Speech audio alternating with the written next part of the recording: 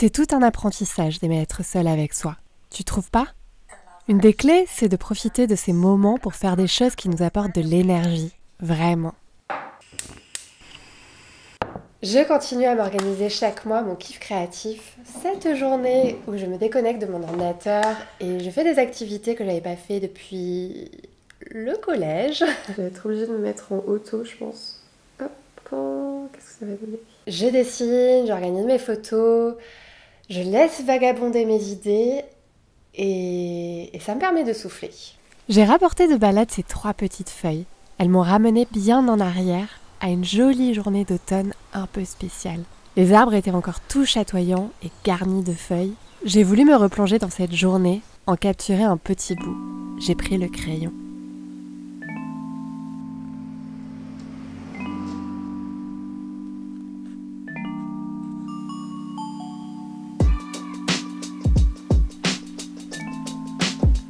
C'est un jeu d'équilibriste de rester concentré à faire un truc qu'on a envie de faire, mais vis-à-vis duquel on se sent pas très à l'aise. Petit à petit, je m'installe dans l'inconfort. Et ça va mieux. Ok, maintenant je me souviens pourquoi j'utilisais plus ce stylo plume, c'est que, en fait, il bave.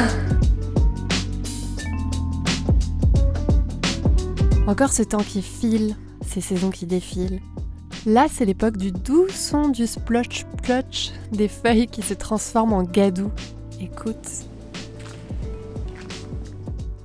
Et aussi des glissés pas chassés. Tu crois que je tente ou pas? Non.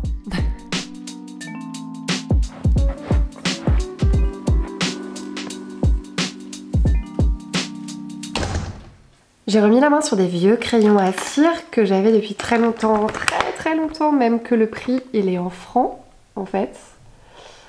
Donc très longtemps.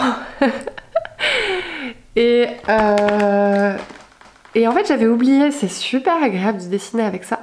J'aime bien parce que en fonction de la pression qu'on exerce sur le crayon, du coup ça donne plus ou moins d'intensité à la couleur. Par contre, le petit truc que j'avais oublié, c'est que faut prévoir en fait quand on veut repasser plusieurs couleurs l'une sur l'autre. En fait, ça fait vraiment de la cire en fait. Ça fait vraiment comme une couche cirée. Donc du coup, c'est hyper dur de repasser d'autres couleurs l'une sur l'autre. Mais c'est chouette. J'aime bien ces petits crayons.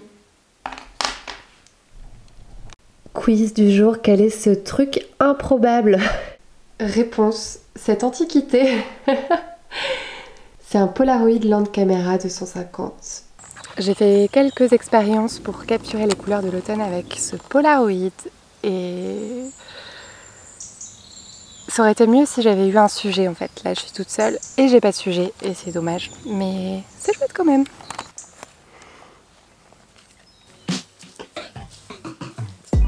Je suis revenue quasi bredouille. Mais j'ai quand même vu des sauterelles.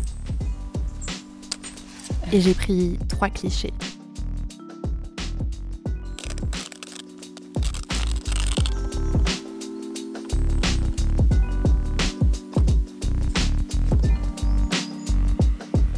Mais là tu vas me dire, mais attends Magali. Quoi ces films là que tu déchires? J'avais jamais vu ça. Peut-être que tu avais déjà vu ça. C'est en fait les premiers types de films Polaroid, ils étaient comme ça. C'est des films à transfert. En anglais, on dit peel apart. Peel apart. Attention le super anglais. Ils existaient avant les Polaroid intégraux qu'on connaît, qui sont apparus eux à partir de 1972. Pour t'expliquer comment ça marche, tu as le négatif d'un côté et le papier de l'autre qui va recevoir la photo en positif. Les deux sont collés l'un à l'autre, tu exposes ta photo et ensuite en fonction de la température ambiante, tu vas attendre un certain laps de temps. Dans mon cas, ce jour-là, il faisait la haute chaleur de 25 degrés à peu près et du coup j'ai attendu 90 secondes, donc ça reste instantané. Ensuite, il faut séparer le papier du négatif et pour cela, du coup, il faut le faire d'un mouvement sûr et continu pour que la photo soit bien homogène. Et voilà, tu sépares d'un coin à l'autre, comme ça. Et c'est pour ça qu'on entend ce super bruit de déchirement. L'appareil que j'ai testé, c'est un appareil des années 60. Malheureusement, il n'y a plus de film qui est produit pour ce type d'appareil. Il accepte un pack que Fujifilm produisait encore, mais la production s'est arrêtée en 2016. La magie de l'argentique, c'est qu'il y a des Viennois qui ont entrepris de faire revivre ce type de film et donc qui ont commencé à produire à petite échelle en fait des films qui vont dans cet appareil. Donc techniquement, je pourrais encore faire de la photo avec. Mais voilà, le prix est assez élevé, donc je ne sais pas si j'aurai la chance d'en refaire à nouveau des polas avec cet appareil. Tester un vieux trésor, c'est toujours un moment spécial. Essayer de le dessiner aussi. Au final, j'ai gardé la forme super bizarre du Polaroid. Je me suis dit, let's go. Partons avec ça. C'est son petit côté appareil de l'étrange.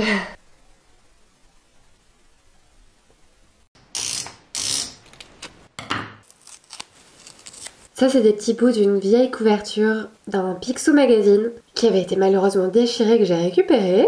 Je me dis que je devrais peut-être utiliser ça pour faire une en-tête de ma lettre créative. Le jour de mon kiff créatif, la lumière a fini par me lâcher. Il faisait genre nuit noire à 15h. Du coup, j'ai dû finir ma page à la lueur de la bougie. J'ai intégré 2 polas souvenirs de l'automne. D'ailleurs, je sais pas si tu te souviens de cette petite coccinelle rouge que j'avais trouvée au fond des bois. J'ai une petite idée pour mon prochain kiff créatif, je pensais le faire sur la calligraphie, vraiment là-dessus. J'en avais déjà parlé dans un précédent, mais voilà, je voulais vraiment plus m'attarder là-dessus. Dis-moi si ça s'intéresserait ou pas, parce qu'il est temps pour moi encore de changer d'idée. J'espère que cette petite parenthèse, en tout cas de l'automne, t'aura plu. Si c'est le cas, n'oublie pas de le manifester en appuyant sur le petit pouce qui va vers le haut pour liker la vidéo.